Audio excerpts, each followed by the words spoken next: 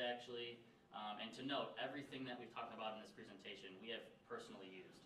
So we have real life experience with it. But to start with this camera, it's the Panasonic camera. You can see the price point is $4,200.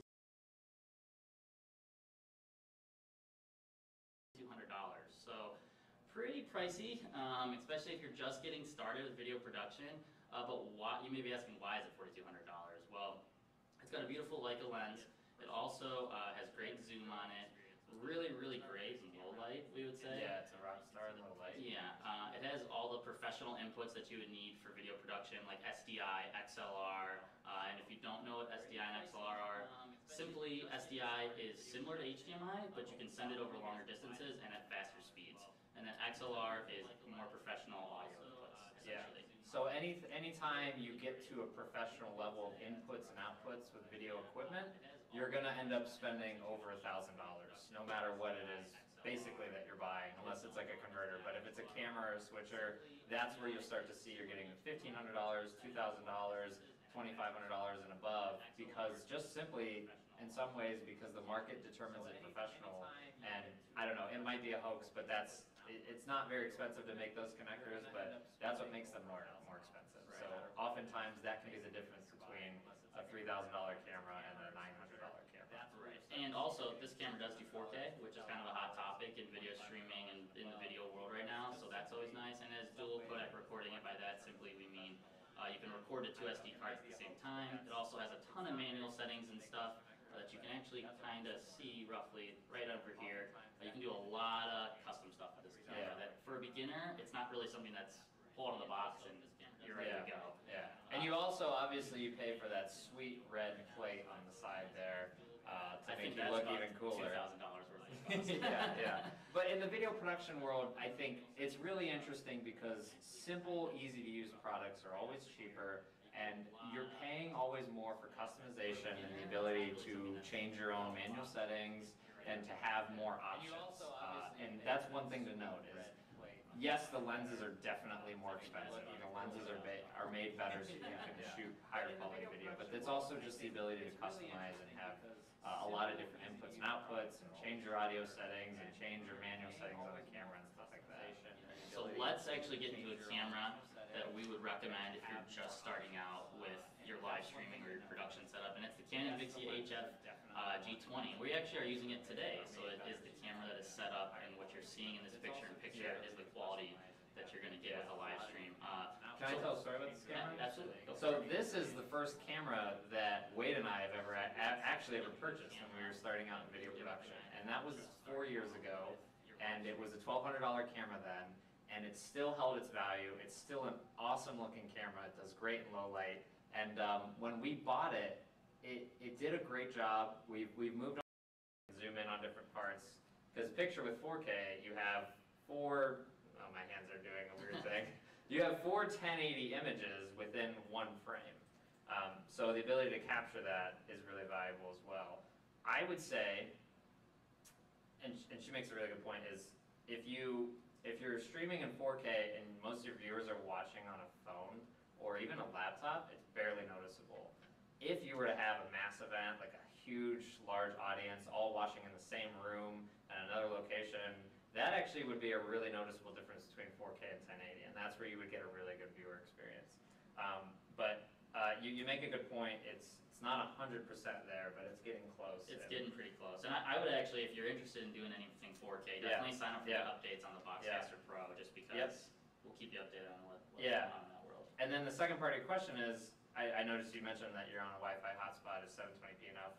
Absolutely. 720p is going to be a great quality. I mean, Facebook, any videos you watch on Facebook, actually they max out at 720p. They won't even give you a 1080p stream. And anything you see on your phone full screen, you can't tell the difference between 720p and 1080. I can, because I stare at a screen all day, and I've been doing it for so long that I'm picky about that stuff, but most of your viewers won't actually be able to consciously know the difference between the two. So going back to that blind eye thing, you can kind of play off of that and be like, all right, well, does anyone even know except me? And if they don't, then you might be okay without it. So this is from Tim Kitchen. Can you commit on motion tracking cameras? An interesting question. I'm assuming by motion tracking cameras you mean those like pan, tilt, zoom cameras that you can use with a controller. I would look into, if I was you, the PTZ Optics brand. They're a little pricey, but I've generally seen that those are the ones where you can send an actual clean HDMI feed back to a Boxcaster, back to even a video switcher to do that. I know a lot of the security-like cameras don't actually have like a correct video feed, so I'd be a little careful if you're looking into like the pan, tilt, zoom cameras. But I'd look at PTZ Optics. I would look at PTZ Optics though, to be honest, and just see what they have to offer. That's kind of the go-to. Yeah.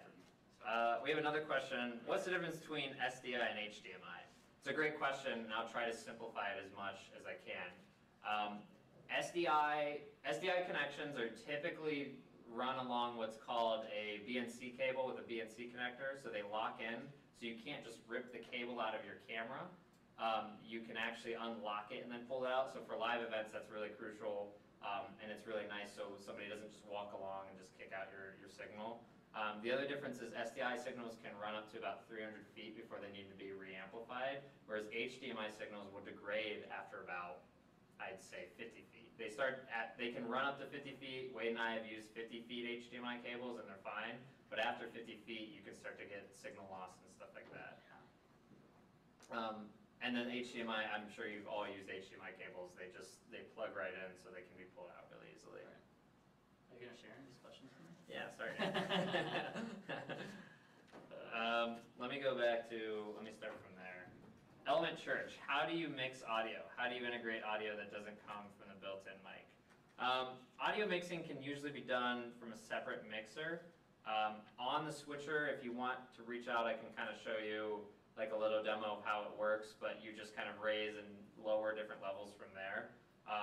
And integrating audio that doesn't come from the built-in mic, it's usually a matter of, I guess I'd have to figure out more about what kind of microphone you're using, whether it's a lav mic or like stage microphones or anything like that, but it's a matter of routing all those signals into the back of a mixer and playing with them together. In a church environment, I mean, what would you think? How do you integrate audio that doesn't come from the built-in mic?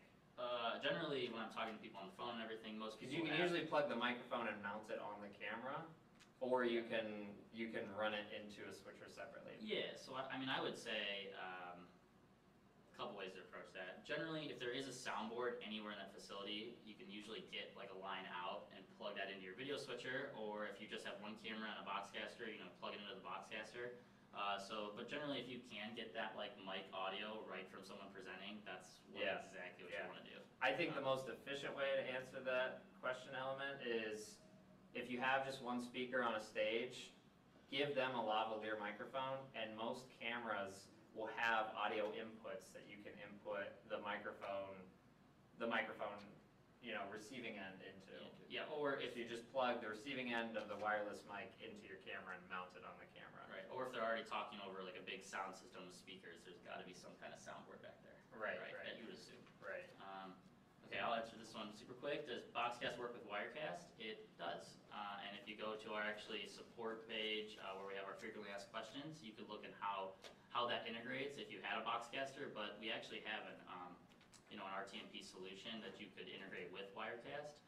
But if you had more questions about that, just shoot us an email at questions@boxcast.com. I'd be happy to give you a little bit more in-depth convo. Here's my next one. Can the Boxcaster Pro connect to the internet wirelessly? Yes, and we're actually streaming wirelessly today. We don't recommend it though because in an unsecured environment, it's probably going to drop out.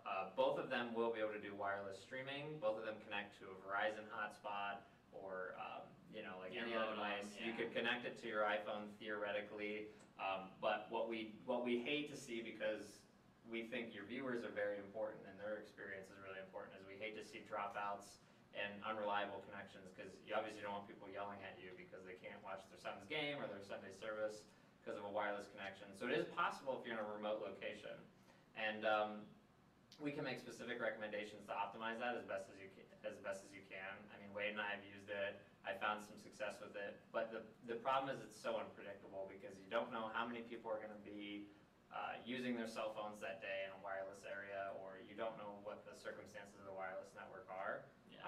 If you're going to go that route, best option is to get a Verizon hotspot and pay for a data plan, because usually when you pay the cellular companies for data, like specifically, and you're not on like a block subscription, they're going to give you some priority.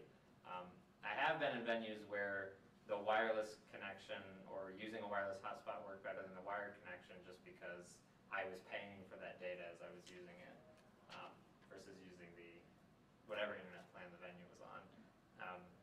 So hopefully that answers your question. Yeah. Okay, so I think this is a good one that maybe we could go to. What are your thoughts on hardware versus software encoders? My thoughts specifically, because we've used software encoders, the way they encode video isn't really, I'm not technical enough to explain this, but the way they encode video is a little cheaper, and it's not specialized for video streaming specifically. So we've used OBS to try to stream to YouTube Live before, and we've had all kinds of issues with it. We've seen all kinds of dropouts and picture quality issues and stuff like that, because it encodes in a format called X264 or X265 and not H265. It's got its own special way of doing it. I always think as a video producer, hardware's better because you're buying a specialized device that specifically performs that one job. If you think about it, a computer's job is to, have Microsoft Word documents on it, send emails, be able to play games, load programs, surf the web, and be able to video stream. And so your computer's like a huge multitasker. So it's more prone to failure because it's got a lot of different jobs it's trying to do. Whereas, an encoder, a hardware encoder, it has one job. It only has to do one thing, and it can't screw it up, so there's more priority on the stream there. So depending on, the urgency of your stream or how much you prioritize the stream, I would say buy a specialized device, buy a hardware encoder. Yeah, my big thing is like you got your encoder, which obviously is a little bit, it's another piece of equipment, but usually you're using your computer for something else, so now you're like, now you're just like hogging up a computer during your production just to stream. Yeah, the only issue I've ever had with software encoders is usually the way they encode, and specifically the fact that my computer's multitasking, and sometimes there's some issues with the stream because of that. Right. But that's just an opinion. I think in any professional environment, you're going to have hardware over software, but obviously this is about live streaming on a budget, so there certainly are some free streaming options, including we have a broadcaster app that you can Welcome to Central Church of Christ giveaway. Open broadcast software, something you could look into too, for streaming directly to other platforms as well. There you go. That's probably a good one for you. Okay. I'll answer this one first. How would you recommend we store/maintain this equipment? Generally, honestly, I'm a sucker for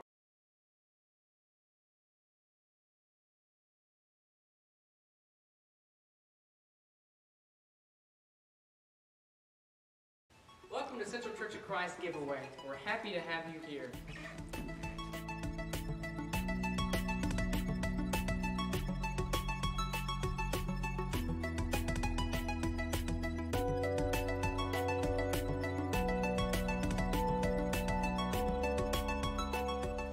In the unlikely event of an emergency, your exits will be up here at the front to your left and down the ramp, and directly behind you out the green doors.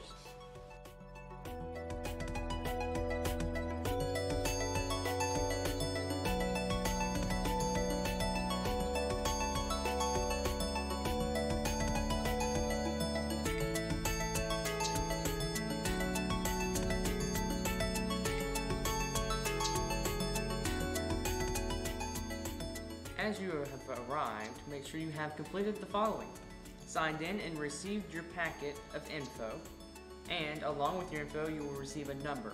Do not lose this number. This is how you will identify the items you select, and you must present your number at the pickup area to claim your items. No number, no items.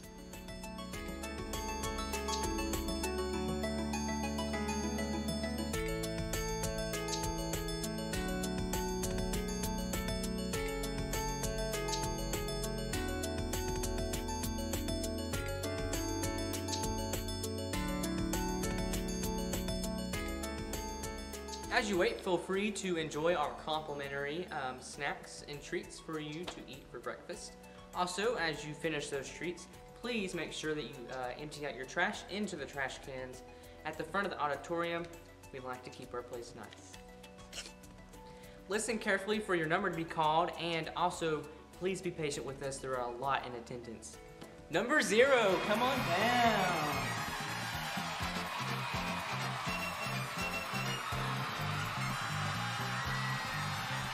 Once your number is called, you can begin walking down the ramp and into the hallway to begin shopping. Some items will also be limited, so check your packets for specifics on that. And make sure your children are with you at all times. There is no daycare.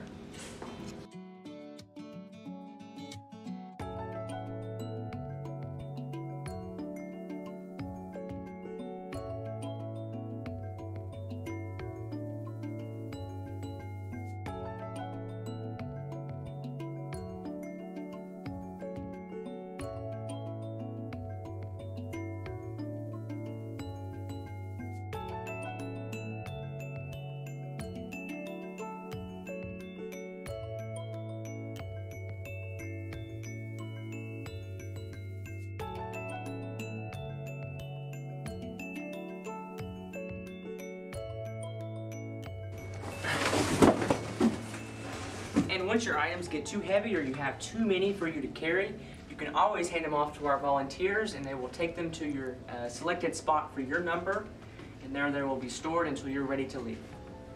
Our pickup area is closed, but only open to our volunteers so they can help you pack up your stuff into your squares where your number is. Each square will be marked with each number that you have, and inside each square will be your items that you gave to the volunteers. And when you're ready to pick them up, you come out here, and the volunteers will guide you to your square. They'll be picked up then and taken in a vehicle to your location. No number, no items.